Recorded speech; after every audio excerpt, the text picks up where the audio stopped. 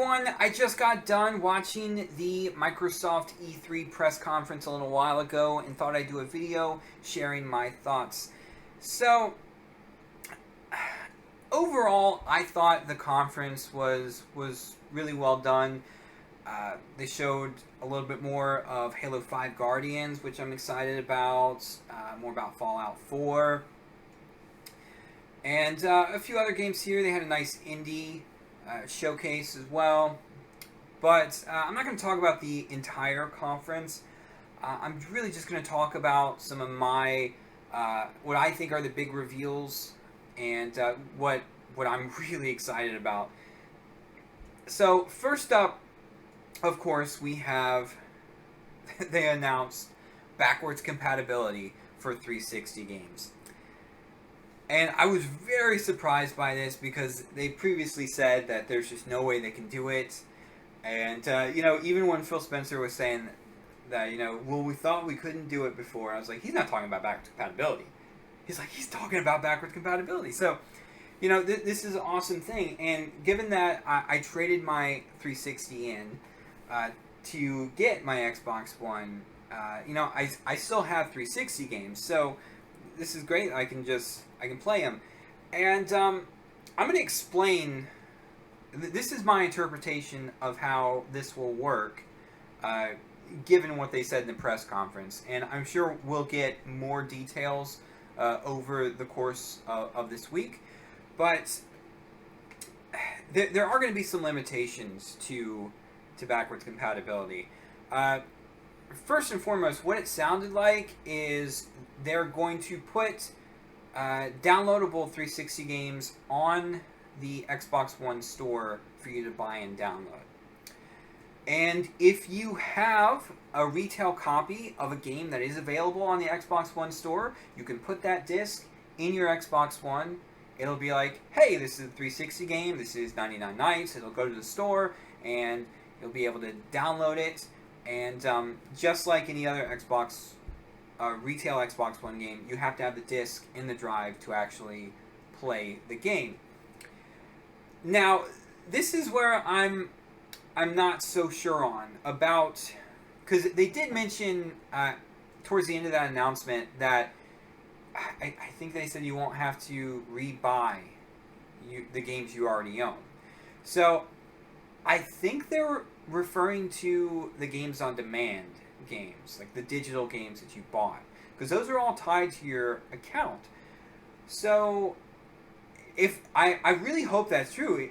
If that is true, that is awesome, because I did have quite a few games on demand games that I had not finished on the 360. So it'll be great to be able to download those.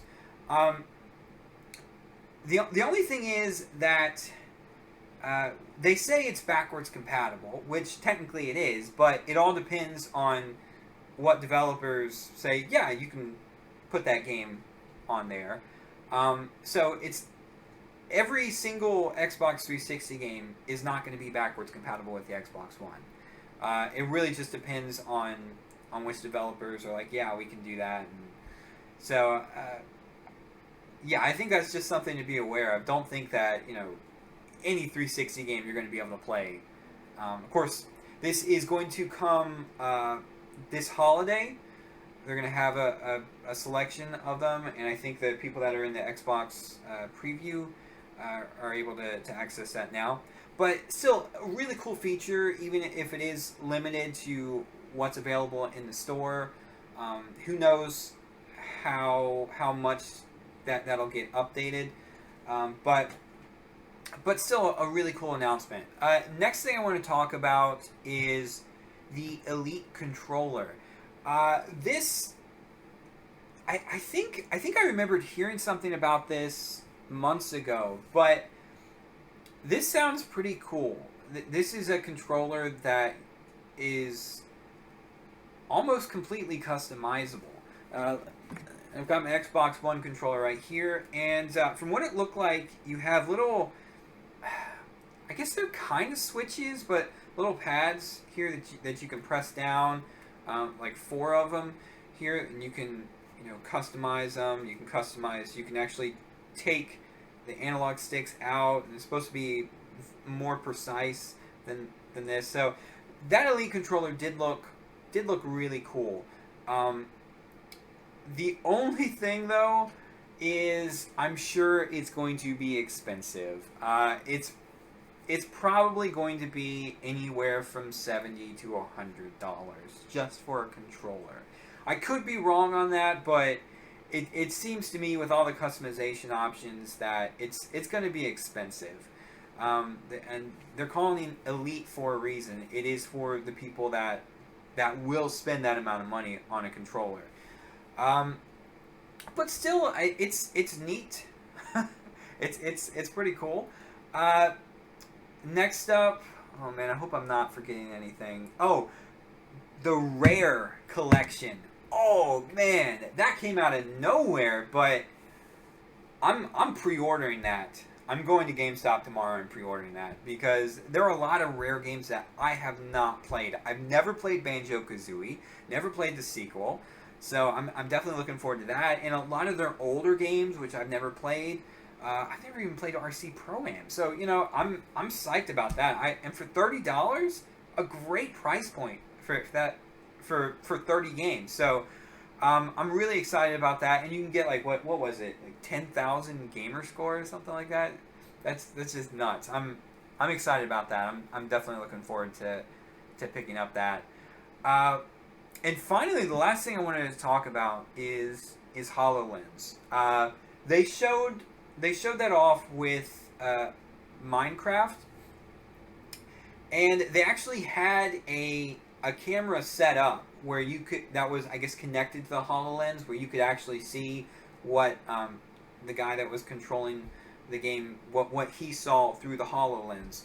And so, he was playing Minecraft, it was actually projected through the lens on the wall. And it was just pretty neat. So, I mean, you don't even need a TV. You can just have the glasses on and just play. But that's cool in and of itself. But then when they went over to a table and projected the entire Minecraft world onto the table, and it just popped up in 3D, and you could go through and manipulate objects and do have voice commands for it. I mean, honestly, this HoloLens seems too good to be true, and I'm really worried that there's some kind of false advertisement in it, because it just seems amazing. It really does. I mean, if it works the way that they have the way that they explain it and show how it works, then it's going to be an awesome electronic device. Again, as far as how it compares to virtual reality, such as Oculus Rift and Morpheus, I don't know, because it does seem to be a bit different, and I haven't seen really it work in a virtual reality aspect, but the holographic stuff where you can just put a game on your wall, I mean that's pretty awesome. But the VR headsets, the thing that I don't understand is while I'm sure they're going to be cool to play with, you're going to play maybe a half an hour with them on and then take them off and just play the game. I mean, I don't see people, having them on. It's more of a kind of a neat thing to be able to do while you're playing the game, but I just don't see it as replacing, this or a television, Also, I really don't see how the price for these are going to be consumer friendly. But I'm getting a little off track. But yeah, the HoloLens does look really cool. As far as other reveals, of course they did the Gears of War Ultimate Edition, and they unveiled Gears of War 4, which looked okay, I guess. when it comes to Gears of War, I mean, I like the games, but don't care at all about the story and just play through it. I'm kind of burnt out on them, honestly. Uh, but yeah, they still look cool. So they showed some neat games at the conference. Overall, it was a pretty good conference. I'm definitely looking forward to the Sony press conference later on tonight, and hopefully I'll have a video up. Maybe not tonight, but tomorrow afternoon, along with my take on the Nintendo press conference. I have to work tomorrow during the conference, but um, I'm hoping I can take my lunch break around the time that it's over and be able to watch it. So I just have to kind of avoid going online at all tomorrow, which is gonna be hard. Of course, I'm gonna be at work, so it's not that hard. But yeah, good press conference. Looking forward to more. As always, like the video, share it, and subscribe. Till next time.